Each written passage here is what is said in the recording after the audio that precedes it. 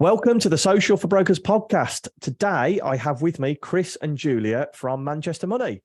So Chris, who's with us, has 10 years experience in the financial services industry, and Julia has over 15 years experience in the estate agency sector.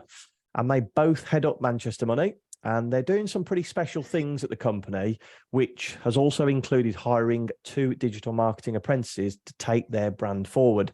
And you know me, run Social for Brokers. I'm really excited to talk about that digital marketing side of it, but also about running the business, because they've got 13 staff now and 13 people to provide with leads, 13 people to keep warm when they're in the office. And we'll talk about how their office is set up as well. If you're watching on YouTube, they've got a beautiful backdrop. It does look like they're in 2 separate rooms, but it's actually the room divide. So there you go. Yeah.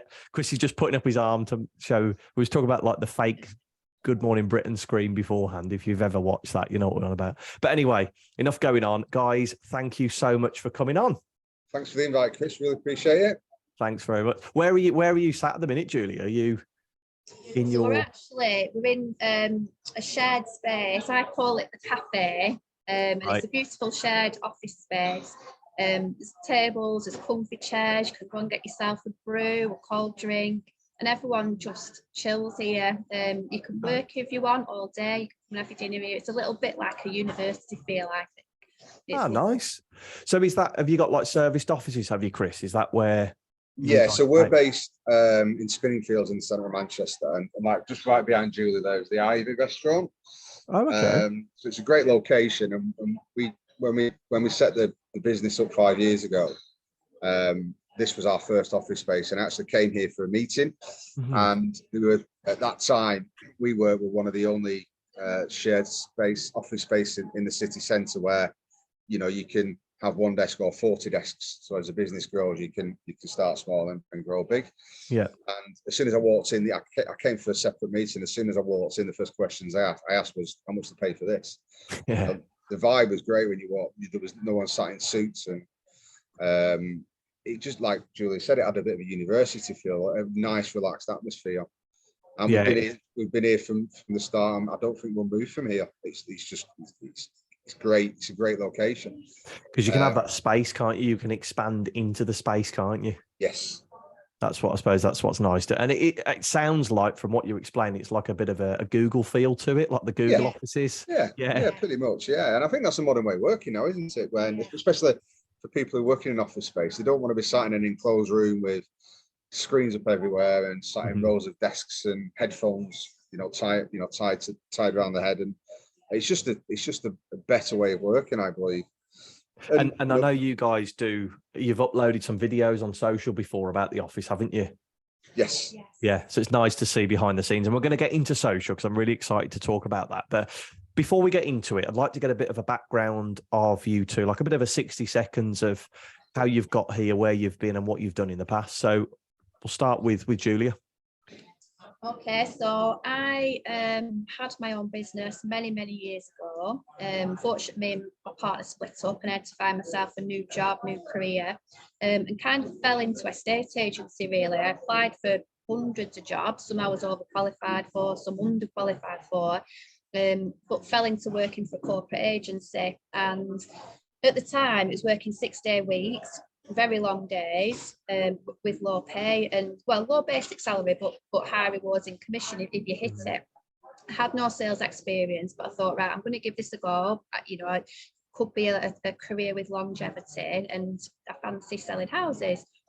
Gave it a go. I was promoted within that corporate company pretty quickly, and managed 3 branches over the space of 3 years, and ended up staying there for the best part of 15 years. God.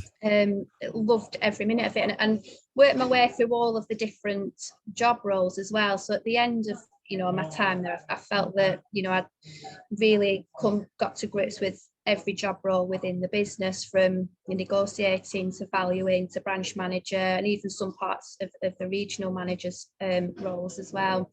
But Chris and I met within that company over 12 years ago. So we worked together I think in 2011, 2012. 10, 11, yeah, 10, 11, around about that period, yeah. Yeah, and I was manager in the company. Chris was mortgage advisor. We always got on well, and we always kept in touch. And he always has done my mortgages actually in the time, you know, that we've not worked together. And then last year, sorry, no, the year before, 2021. He approached me to say, you know, look, I'm expanding, my company's growing. I need somebody to be my second in command. How do you fancy coming to work for Manchester Money? Right. And I wasn't really looking to move, but I came to this office and I met Chris, and I honestly knew instantly I've got to do this. It's something I've got to do. I need to learn. I need to expand my knowledge. I'm a bit stale now in what I'm doing. You know, there's lots of opportunities here that I'm not exposed to in the company, with it being a corporate company. And I joined the company more or less this time last year. Oh wow! So it's been quite new then in the start, in the grand scheme of things for Manchester Money. Yes. Yeah, the conversation probably started maybe up to 12 months before you started, didn't it? I think I planted the seed before that. And when I worked with Julian, many conversations after, I did say that you wasted doing the job that you're doing. Yeah. Obviously, your circumstances, Leon was still young, wasn't he? So you couldn't really focus on your career too much. And when the time came, I suppose the stars aligned a little bit. But I identified Julian a long time ago to be the right person, you know, for the role that would eventually materialise as we grew. And that was a point of growth, obviously. But take us back to your background, Chris, where you got to, what you did to get to that point where you started Manchester Money. Yeah, so I came into the industry in just around about 2009. I got made redundant from the co-op. Quite a good job, very well paid. Redundancy was the best thing that happened to me. I kind of got a little bit disengaged with the job. My boss at the time, James, identified that. Obviously, didn't have any grounds to sack me, so made my role redundant. Yeah. So during that period of about 9 months, I was out of work. My little boy had been born, Seth. So I spent that time making sure that I spent the right amount of time with him, because I probably wouldn't get that opportunity again. But also finding the right role that I needed for the rest of my career. And I toyed with being an advisor in 2007. I've just moved house, funnily enough, and I found an old form that I filled in for the qualification to do at home, and was it FCE or something like that at the time? Oh, right, okay. Funnily enough, and that was 2007. But with the job that I had, I just didn't have the time to fulfill the training. It was too hard. So when I got made redundant, obviously I researched on trading mortgage roles, and at that time in 2008, there was only Countrywide, who obviously Julie worked for at the time, who were recruiting trainee advisors. So they put me through my CMAP, did all the training, estate agency based, did that for 2 years, hated it. All right. Well, I didn't hate the job as such, didn't hate the client interaction. It was more the targets, the spreadsheet filling. Getting the office at 8:30, not leaving until 9 o'clock, 6 days a week, very low paid. But what I learned on that was invaluable. So it wasn't, the income wasn't what I did that for, that job. It was to kind of learn my trade in a very, very difficult market. You know, in 2010, the banks weren't lending money. It was high deposits, absolutely 100% clean credit, high loans, high income multiples. It was very, very tough. So I learned quite a lot in a very short space of time, which put me in good stead for when we got to Manchester Money. So in between that, had 4 or 5 years with MAB as a self-employed advisor. Okay. What changed my mind to move from those were when they floated on the stock market, and I tell this story all the time, and they didn't pass a single penny down to any of the members of the staff within MAB. Right. Any cheap share options or £50 gift voucher or anything like that. However many directors, there were 5 at the time, all bagged over millions, and there was no kind of thank you for it. So I was like, well, do I really want to be part of a business that doesn't think about its employees as much as what I thought they did? So a chance meeting with Martin Stewart from London Money, and Manchester Money was born just under 5 years ago. Oh wow! And started off as me. There was no branding as such. There's no website. There was nothing. There was no office space, no CRM system. It was pretty much back of that. Exciting though, to be able to do it from from that. Exactly what I wanted. Yeah, exactly what I wanted. And we have, today we're a team of 13, looking to expand to maybe 4 or 5 by the end of the year. More members of the team. Maybe quick. You're looking at the numbers that with how we started off as the year. That might go even quicker than that. And it's just, I wanted you to tell that story because it shows people that it can be done. There are people there at the moment that are single mortgage advisors that are working 12, 13, 14-hour days going, will I ever get to a point where I can have an admin? And then will I get to a point where I can have another broker? And it can happen if you put your mind to it, and maybe a bit of luck with it as well, that it's a good market. And but even then you did still work through a tough market yourself, didn't you? Yeah, I think it's like anything. If you believe you can do it, you'll do it. The mind's a powerful thing, and everything relates back to your mindset. If you think you're going to fail, you'll fail. If you think you're going to be a success, you'll be a success. And it is as simple as that. The rest that you can work out in between. The journey from where we started to where we are now certainly hasn't been a straight line. No. It's been hard work, and there's a few things I would have changed in hindsight, as probably every business owner would do exactly the same.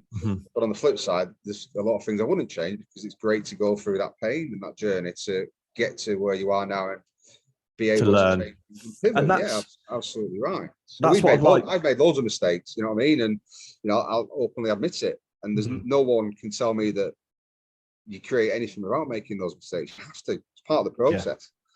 And that you've obviously made those mistakes to get to this point now where you've got 13 staff, you've been going 5 years, you've had a really busy January, but it'd be really interesting to hear about your day-to-day running of the business. So what do you both do to run the business, considering neither of you advise in any capacity?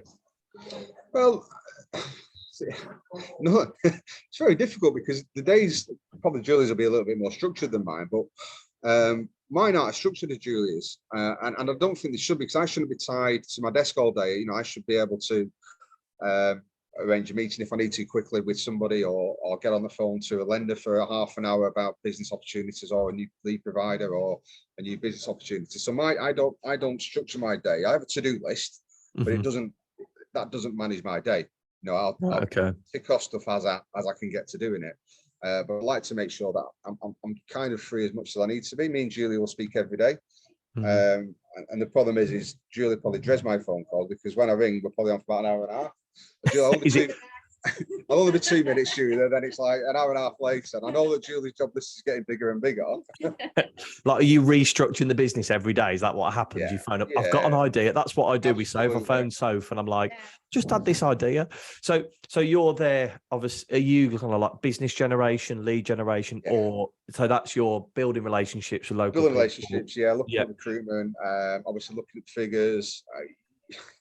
I've got to try and make sure that my day is partially free to be able to think, make notes, write ideas down, and then growing the business essentially. And it's the age-old phrase, isn't it? You are working on the business rather than in it. Yeah, 90% of the day. Yeah. I'm trying to get as much admin off the desk as possible, and it's very hard to do that. But gradually, ultimately, my job is to be made redundant. That's the aim for myself, and I am trying to pass off as much to Julia in terms of what I already know, and certain roles that I've done previously on for Julia to take over and manage, and hopefully she'll delegate eventually herself, because as soon as I know that this business can run without me, it means I've made it a success. Yeah, exactly. That could be 10 years. I don't know. We'll see. So a lot of the things, Julia, you'll put into action. What does your normal day look like at the minute, Julia? So what's your official job title, and what does your daily routine look like? It probably sounded like I don't do much there, to be fair. I'll vouch for Chris. He is always really busy. So my job title is Sales and Development Director. So I think, the kind of job spec that I had when I first came on board was to grow the business. From a sales perspective, that's what my strengths are. In my previous role, I was very sales orientated, top of the sales leads, looking for business, building rapport with people, building relationships, that kind of thing. We have lost someone in the team last year that kind of took headed up the admin team. So I think my role has morphed a little bit into operations management as well. But I am very structured. I structure my week. I try and before the end of one week, I write in my diary everything that I want to achieve the week after. And I try and break that down into days, because I am flexible and I can jump from one thing to another, but I do find that distracting. So if I can say, right, on Monday, I'm going to look at everything admin related. I'm going to speak to the admin team. We're going to have an admin meeting. We're going to have a look at compliance. We're going to have a look at, anything that's been missed. Let's catch up on that. Then on a Tuesday, I might work with marketing team, and it's all about marketing, business generation, brainstorming, where are new ideas coming from, where you're up to with your apprenticeship, where's your tutors up to, about what new ideas can we bring to the table, what are we working on, and that kind of thing. And then for the rest of the week, I'll split it up into, looking at new ideas for the company, speaking to Chris, working what we're working to together, working business to business, partner agencies. But then also the advisors take a big chunk of my time up as well. So working on a one-to-one basis with the advisors, just having general conversations with the team, I think is massively important. Ringing them, meeting them for lunch, checking in. Are you okay? Where are you up to? Are you struggling with anything? Are you down about anything? Where can we help you? Being that support person. Yeah. Because it can be a lonely, and I assume from when you're talking about that, they can work remotely or work in the office. Is that so it can be quite lonely if you're at home in the spare bedroom. It's nice to have that support network. And this it certainly is that. And when I was at NAB, I used to be sat upstairs in a estate agency office on my own all day and not speak to anybody apart from your clients, obviously. But you're right, it was quite a lonely environment. And again, one of the reasons why Julie came on, it was something that I really couldn't do with the team because I just physically didn't have the time to do it. And I knew how important it was, but I knew that side of the business was being neglected with them. So that's where Julie's added loads of value. Yeah, and this is the reason. That's one of the things that Julie does very well at. The reason I asked you those, I like for people to hear how this kind of business with 13 people is run. And yes, you do. Chris has to go out there, win the business, go and speak to lenders, etc., build all that side. But then it's great to hear that there is a structure in place. And I think if you're a broker on your own, if you can structure your week, like you say there, that yes, you have to do appointments, but if Monday you worked on admin, Tuesday you're working on marketing, Wednesday you're working on local business relationships, I think that could really help a lot of people, because I think if you do that, you feel a lot more, you've achieved a lot more at the end of the week as well. Like it's essentially like a tick list like you use, Chris, but over the course of that week, isn't it?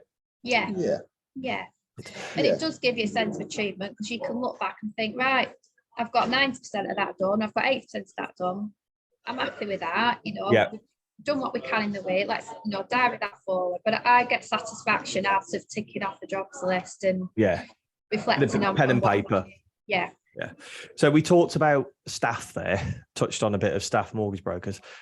Where do you find good staff? Because you guys have obviously got a good team of 13 people. Where have you found them? Mixture, really. Yeah, mixture. Yeah. So Adam, who was started literally the week before lockdown, we got him through a recruitment agent. Darren used to work with Darren at Countrywide. Beth, an ex-client, works in SOD, used to ask me loads of questions about the industry, how do I get into it. So we kind of mentored her for about 18 months beforehand, advised her what she needs to do step by step, go into estate agency, learn that side, get a training advisor role within estate agency. Then COVID hit at that time. Right. So she had some problems with the agent that she was working with. It was very difficult. There was no training, there was no support, there was no mentoring. So we brought Beth on as a trainee advisor employed just 2 years ago now, is it? Yeah, two years ago. Holly through a recruitment agency, Atif and Stacey used to work with Holly. Sean was a friend of an ex-employee, and then Roxana and Brandon, who are two new recruits, have come through 2 different recruitment agencies. And then obviously Julia, I knew Julia, and then the apprentices came through a what do you call Integral? Yeah, who an apprentice. It's nice for you to actually run. I didn't expect you to run through every member of staff, but it shows people that are listening that it can come from friends of friends. It can come from clients. You might have a client that asks you all these questions about the mortgage. Well, come and work for me for admin for, you know what I mean, part time for a bit and see if you like it. Listen, and I'll give you 3 examples: Sean, Beth, and Brandon. Hardly any experience in the industry at all, and Sean works in a dentist, dental nurse. Wow. Brandon's recently moved over from South Africa. Obviously, Beth, when she came on, had 2 months' experience as an advisor. Listen, you can know criteria inside out, but have you got the right attitude? That's the most important thing that I've learned now. Yeah. Attitude over everything. You can learn the rest. You've got access to so many different training modules and knowledge bank and lender portals and everything else. You can find that information out. Have you got the right attitude? Have you got the right work ethic? Do you want to be a success? Yeah. Those are the things that'll drive you to be successful as an advisor, in my opinion. And even, if you look at our trainee apprentices, their attitude is absolutely out of this world. You love working with them, don't you? Is it? I'm glad you say that, because it's something that I follow you on social media, and we've always, the way that I've got to know you guys is normally in my comments. Normally somebody will drop a comment and I'll reply to them and chat to them. And I've seen your stuff and I've thought, yeah, it's exactly what I would make for a company like that. So testament to your marketing team. They're fantastic. And it's nice to see that they're apprenticeships as well, which is testament to you guys using that scheme to give people a chance to get into what is a very successful company. Leads me perfectly into the social media section, and we'll talk about your 2 guys in a minute. But what would you say at the moment is your best platform for social media? Well, I think it depends on who your target audience is. I think for us, we work with Facebook, Instagram, and LinkedIn in the main. We have dipped our toe in the water with Twitter and TikTok, YouTube, but we actually got a little bit overwhelmed. Yes, we've got a marketing team, but it's just too many sites to manage. So to me, it depends on your target audiences. If for example, you like working with first-time buyers, as Beth does, she and Holly, they get a lot of success out of Instagram. Personally, for me, I do quite a lot of social media as well, and I love Facebook. It's more my age range, the kind of clients that I would build great rapport with are on Facebook, probably more home movers, remortgage opportunities. I love the Facebook groups, like locally to me, I've joined like community chat groups and posted in there, and you're not just then posting to hundreds of followers that you might have on your own group, you're posting to thousands of followers. And with persistence and consistency, I've started to reap the rewards. I love that you say that even with 3 of you, so if you take your 2 social media staff and yourself, you still struggle to maintain 3 channels. And there will be people listening to this thinking, they've told me I need to be on social. I need to do all 4 channels. It's impossible. What Julie is saying here, even with 3 staff, it's bloody hard. Do you know what I mean? So doing it yourself is even tougher. So I always say this is try and pick one platform, and Julie has succinctly summarized every platform there for different demographics. Choose one and just go deep on it for 6 to 12 months, then maybe pick up the next platform. And it's interesting what you said at the start about obviously you seeing our posts and the nice comments that you made, that obviously we don't realize that, we just take it for granted that it's done. But it's not a quick fix, stuff like that. We've been doing this now for over 12 months, and it's been slowly and advisors will be very guilty of this when they do it themselves. They'll do 2 or 3 posts and think they're going to get 10 leads out of it or 10 inquiries. It doesn't happen like that. You've got to be consistent. And when I was advising before Manchester Money, I would just put the odd post out now and again on Facebook, just let people, I'll remind people what I did. I'll be out in And the football team, cricket teams, and sports teams that I played for, I'd be out in the pub telling people what I did. And it was a constant, in the same area that I live, sorry. So it was a constant reminder to everybody in the area of what I did. And it wasn't just one thing that fits all. It was doing several things all at once. But in terms of social media, I don't do much of it anymore. Personally, don't do anything on Instagram. I don't even know how to use it. That's not great. But the thing is, you've got a team that does. Yeah. You've got a mortgage advisor that knows how to give mortgage advice. You've got an admin staff that knows how to properly put a case forward. Why did you make that decision? Because it's very rare that I see companies with 10 staff. I'll normally see it, say, like 40, 50 staff where they have an in-house marketing. Why did you decide to do it so early on compared to other? And you've got 2 as well. That's a big thing that needs to be mentioned.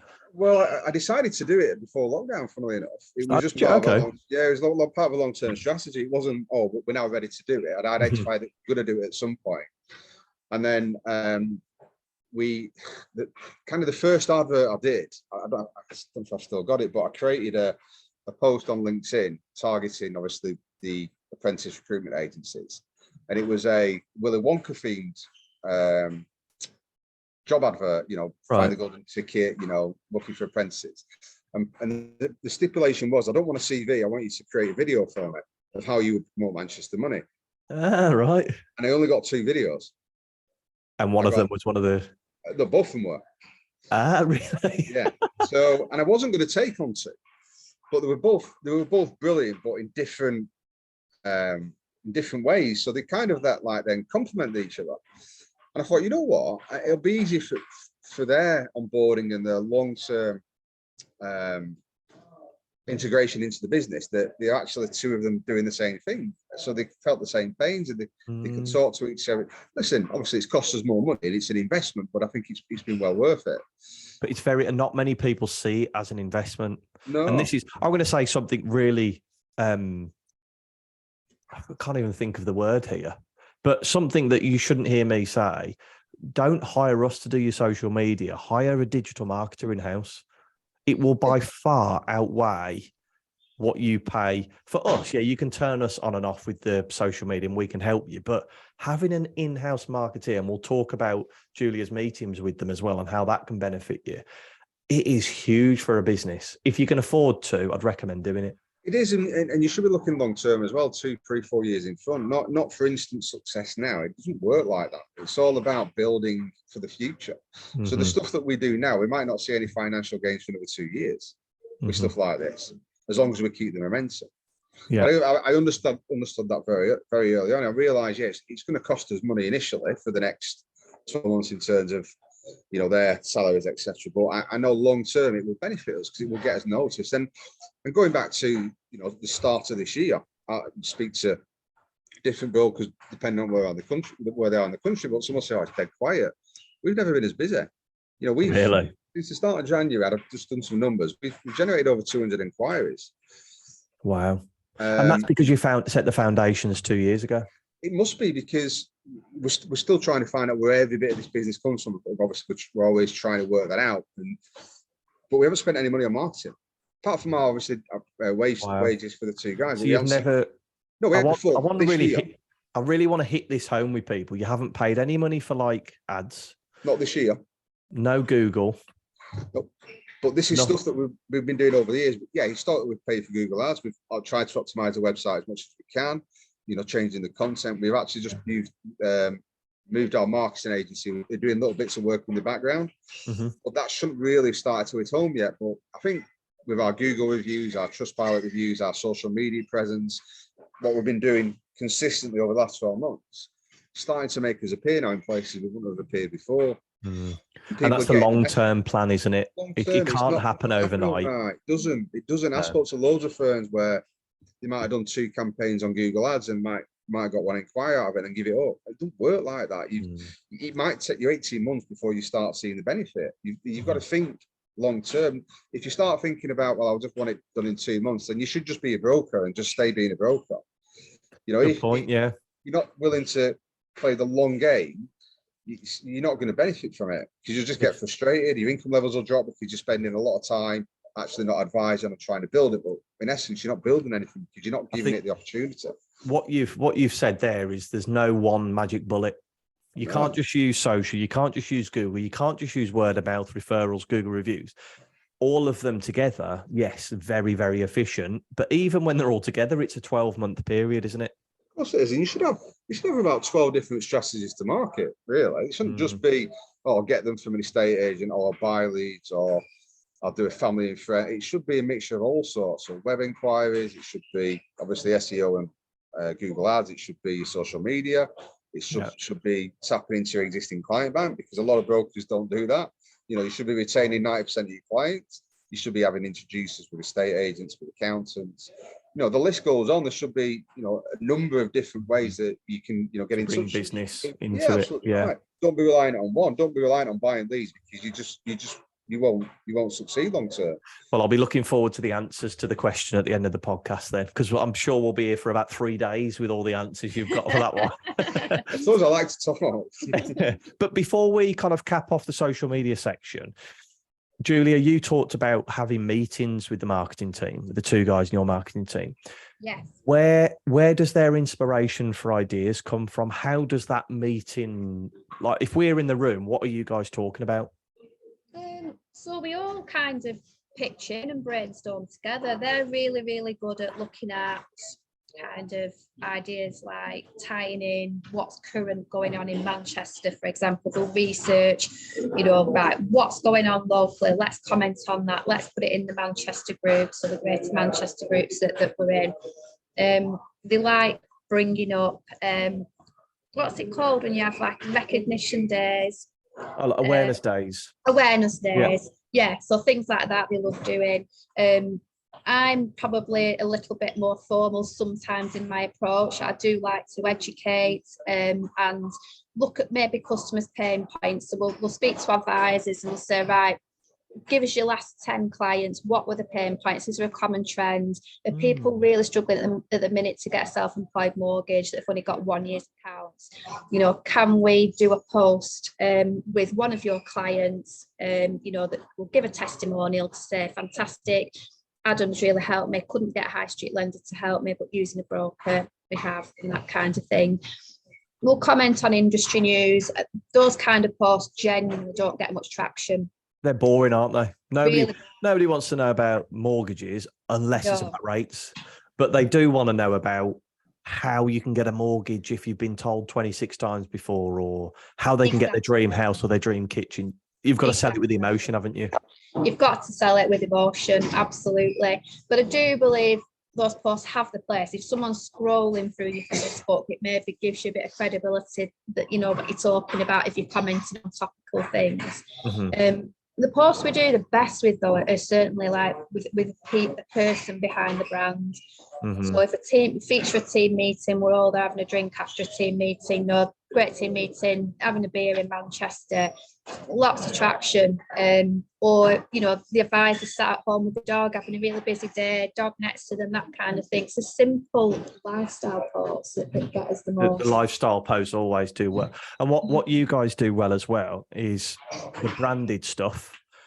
Because I was watching a video before I came on here that the average attention span of an adult has now gone from 12 seconds to 8 seconds. Really? So like Netflix episodes, if you watch a film on Netflix now, there's no intro credits. It's just the title of the film and go.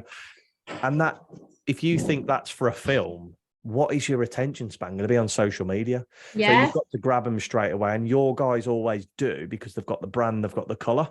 And it grabs you. And it's the images that you use are sometimes, and this is what I tell our clients to do and what we do for them, is try and create something that's nothing to do with mortgages. Like the Awareness Days, National Donut Day or National Dog Day or something like that, to really grab those people's attention so they know who you are. Yeah, you're right. And one thing you'll never see us do is, or look at our 3.29% rate, whatever that's like. So doesn't matter, does it? No, it's what all banks do. It's the success, for instance, like Beth and Holly's, there's 2 prime examples who are probably our 2 advisors who have more success out of individual social media pages is they show that they're human. So dogs, what they're having to eat, glass of wine, you know, in the office doing whatever, then they might give us case, whatever it may be, they mix it up, but it just shows the audience who's seen the post that they're actually just normal people. Yeah. You know, we're not, you know, grey men in grey suits. We don't want to be perceived that way anymore. You know, we're just like you, but we just help you hopefully buy a house. Yeah, yeah. And we were talking about that before we came on, where it's all about that individuality and being able to set yourself apart from everyone else. And the best way to do that is just to be yourself. Of course it is. And we could go on about that for hours. But before we get on to the strategy question, I wanted to ask a bit about what's next for Manchester Money. What are you thinking in terms of marketing? Well, we've just partnered up with like a new web, what would you call it? Like an SEO, like an agency. Yeah. An agency, yeah. And whilst we've dipped our toe in the likes of TikTok and YouTube and things like that, we haven't had the facility to make professional videos, for example. You know, we've been kind of recording it on our phone, see how it comes out, but actually it don't come out, you know, fantastically, and that'll discredit us more than, you know, get people to watch our channel. So I'd like to go down, you know, more of professional videography. YouTube. I tell you who does it really well, who's been on the podcast, Nicola McKenzie from DM Mortgages. Okay. So she like off the back of it, she's been on BBC, Channel 4, just off the YouTube channel. I think it's 25,000 subscribers she's got. She's a mortgage, she still does mortgage advice and fits in the videos. And I think it's once a month, she has somebody come in, film crew, record 20 videos, and they're very, very simple videos for a mortgage advisor, like what is an agreement in principle? Can I get a mortgage with bad credit? And then it's all about using the correct keywords to make those videos rank and be viewed. But no, that sounds exciting. YouTube it's the second biggest, well, I think it's number one or second biggest search engine behind Google that people want to watch stuff now. Yeah. Well, I even doing like my son's homework, for example, you know, maths homework, we're searching YouTube every day on how to do fucking I don't know, divide fractions or whatever. So I think, you know, to search up, you know, topics on YouTube, and there's somebody professionally there presenting a video on that topic, I think has got a lot of work. That then can be carried over to our website. It acts as fresh SEO. Yeah, and what you said before about the attention span is that people, you know, we have content on the website because it helps with the optimization and etc. But who's going to sit there and read that? You know, you're going to get more engagement from watching a 60-second video on a call it whatever, idiot's guide to whatever it may be. I think you'll get far more. Well, what's interesting is on the back of that, videos have been the big thing. And Instagram have just released an update where they've saturated their whole channel with video now. And now what they're doing is actually pushing the image or the text heavy posts, because they're realizing that video over the last 2 years has been massive, or 3 years, because everybody's worked from home and they've been able to watch a TikTok on their phone. Whereas now, if people are back in the office, they might actually read your website rather than watching a video. But if you give them both options, then... Yeah, exactly. Well, yeah, too, right, yeah. And if one of them can help with your SEO, then you're going to utilize it, aren't you? Absolutely right. Yeah. Right. Before we get into this, just on the, we are investing significant amounts of money this year in the digital marketing side. So, because that then will help us with recruitment. What we don't want to be doing is you know, but we've missed the trick really with advisors, where we've always gone down the self-employed route, and we've stacked a little bit. Yeah, we'll still bring on self-employed advisors, but we'll also bring on employed advisors who've got the right attitude, who do need leads to obviously survive and help them with. But what we wanted to make sure is that the leads that we're providing aren't the 1 in 20 contact rate and stuff like that. Right. You know, we want to make sure that the website that it generates high quality, high conversion leads that turn into business. Yeah. Yeah, you don't want to be feeding them with rubbish leads. So you're putting an effort into marketing to get leads come through your website rather than buying them. Well, we know that, because I've done the numbers myself on the stuff that I've done with the small amounts of spend we've made, but it's a 95% contact rate minimum, 45% conversion to app all day long. Wow. So you can scale that quite easily, but you can't scale it without the right advisors. So it's a bit of a chicken and egg really. But we know what our strategy is. We know what works. and then we know the type of people that we want going forward. So it's about marrying those two this year to get us to the It sounds like you've got a plan to make it happen. We have. We've made, going back to making mistakes. I've made loads of mistakes, especially on recruitment. Wrong people, wrong time for them and for us. We're a different business now than we were probably even 12 months ago. We're constantly evolving. Yeah. And some people will come on board, some will go. It's like a relationship. Sometimes they don't work. It's not their fault. It's not our fault. It's just one of those things. Don't marry up together in the right way. We'll continue to evolve, and if we have to change something that we probably said that we wouldn't do before, but the business dictates that we have to, then we will. But it's only to continue the business growth and make sure that it's here in 10, 15, 20 years time. To help it grow. Well, before we talk about growth, we're going to go right back to the beginning. Okay. But before we go there, we donate £10 to a charity of your choice. Which one would you like us to donate it to? RSPCA, please. Perfect. We will make that donation. Right. So we are going to pretend you've gone right back to the beginning. You've moved to the north of Scotland. You've got a laptop, a mobile phone, and an internet connection. What would you do to start generating mortgage leads?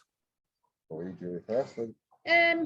Well, I think the beauty of our job is that you can actually probably work from anywhere. So I would probably be able to pick up where I left off, to be honest. Are you talking not having a client bank, or not having a client bank, just starting afresh? You've landed there, and none of your old clients. You can't take your old clients with you. You have to start with the people. Right. Okay. So firstly, I'd make myself known in the community. I'd set up social media channel in the area that I was in. I'd want to join local community groups. Get involved with anything that I could get involved with, sports activities, that kind of thing. I think, like Chris alluded to before, it's a mixture of everything. So you've got to have your toe in every single dipping your toe in everything, everything that you certainly can. And I just want to make myself known within the area that I live in, and it would be starting from scratch, going to local pubs, restaurants, everywhere you go, hairdressers, nail, beauty therapy, dropping into conversation what you do, asking for people to refer you, offering refer a friend scheme. So it's interesting. Julie did something very interesting last week, to be fair. So you did, how many posts did you do on social media? Just on Facebook on your own page? And well, I've done about 7 in a month. Right. Yeah. And you're not a mortgage advisor? No. Yeah. And this is just on your local page, and you generated however many inquiries and a certain amount turned into business just by doing that very basic thing. Yeah. In the local group, in like the community group. Well, on my own page and local community group. But what I did firstly, I contacted 30 of my closest friends, just sent them a WhatsApp message and said, look, guys, can you help me? I want to target myself this year to get, I started with like 5 or 6 of my own inquiries a month coming through my own social media channel. And then I can, distribute these out to the advisors. Can you help me? Can you share any posts that I put on, please? Can you recommend me if anybody you speak to wants to remortgage or is looking to buy a house? I'm got background in estate agency in the area we live. If someone's looking to buy a house, I'll have a look at it. I'll look at what price it is. I'll give you, my opinion of why your house might not be selling. It's not all about mortgage. But can you maybe, just drop me in as a referral if you come into conversation about anybody wanting to move. And on the back of that, last month, I think 4 of my friends approached me with inquiries and referrals. And from the community groups that I've posted in, I've got 3 inquiries of people that I don't know just off the back of posting 7 posts. So yeah, I was actually quite chuffed with that. It proves, doesn't it, that it works in that sense, that you don't have to do anything special. And that saying that's not special. That's not one huge marketing strategy you've come out. You've texted 30 of your closest friends and said, can you drop me in conversation as and when you can? Yeah. And you've got 4 or 5 leads off the back of it. Listen, and that's all you need. I'll give any advice to any broker that's just starting out doing this job and they don't have a client bank and they've not got an introducer. That's the first thing that you would do. You've got a phone now with maybe 600-700 contacts on. 90% of those will have WhatsApp. 60% of them will be on Facebook, whatever it is. just let them know. And like Julie's alluded to there, just put in 6 or 7 posts out, 6 or 7 messages over a period of time. Straight away, you'll be writing plenty of business. And that's just the start of it. Forget everything else that you can do on, as Julie mentioned there, about local estate agents and local sports centres, pubs, whatever it may be. I love that idea of talking to people that you've already got in your phone. You've already built the trust with them. Yeah. Honestly, that's the easiest thing you could do. Yeah. That's all I'd do. Is that so? Would you respond in the same way? Talk to all your existing people. Keep it simple. It's overcomplicated. Keep it dead simple. If you've got 500 people there that you know, that's your first point of contact. Make sure every one of those people have got a message explaining, whatever your circumstances are, stuck at the top of wherever, but I'm still open for business, and that's it. Ask them for help. People like to be asked for help. They like to help you. Yeah. Those people have come back to me and they're excited to tell me, I've got somebody who needs a mortgage, and I'm like, thank you. And the thing is, but doing that will probably be a tenth of time consuming as it would be buying 50 leads. Yeah. And you've got to build a trust with that lead. You've got to have a conversation. Exactly. Whereas if they phone you and you pick up the phone and go, oh, it's Julia. Oh yeah, Dave, whoever it might be. The trust's already there. It's done. It's already done for you. I love that. And that's we've had that in a roundabout way on the podcast, but you've just hit the nail on the head. Pick up your phone, text them. That's all you need to do. And you've proven that that's worked in January. Yes, it has. It has. Amazing. I'm using it for my business now. That's listen, I think you just don't overcomplicate things, just keep things dead simple because it works. Definitely. Keep it straightforward. Lucky to be in an industry though where like quite a big majority of your friends probably will need a mortgage or will speak, to family members of their friends. And again, people need to remortgage, don't they? They need to buy houses. They might be buying buy-to-let. So you've got a massive target audience to go at. Especially now more than ever, where rates have gone to where they were in 2008. And as a country, we're used to sub 2% rates. There's that many people now that need more than ever a conversation with a broker. And again, examples of conversations that we have with clients at the moment is we're speaking about tracker rates with every client now because it's the right conversation to have. 12 months ago it wasn't, and that's where professional advice is needed. Yeah, but you won't believe how many brokers are having that conversation. And honestly, we've had a couple of clients this week that have come to us that said, oh, well, my previous broker didn't even discuss this. Like, well, why? You don't have to go down that road. It's obviously I'm just showing you what you can. Explain in 9 months' time when rates come down a little bit, which they will do, it's evident, then we can switch it to maybe a fixed rate and it's a long-term saving option. And isn't where you're not stuck at a high rate for the next 2 or 5 years. And then you guys are having another conversation. Kind of my point is, not giving mortgage advice, but my point is that you need to be getting out there if you're wanting to grow your client bank and getting your face out there saying, look, we will have those conversations with you. You need to speak to a broker now more than ever. There shouldn't be any client in this country going direct to a bank now in a million years. Very true.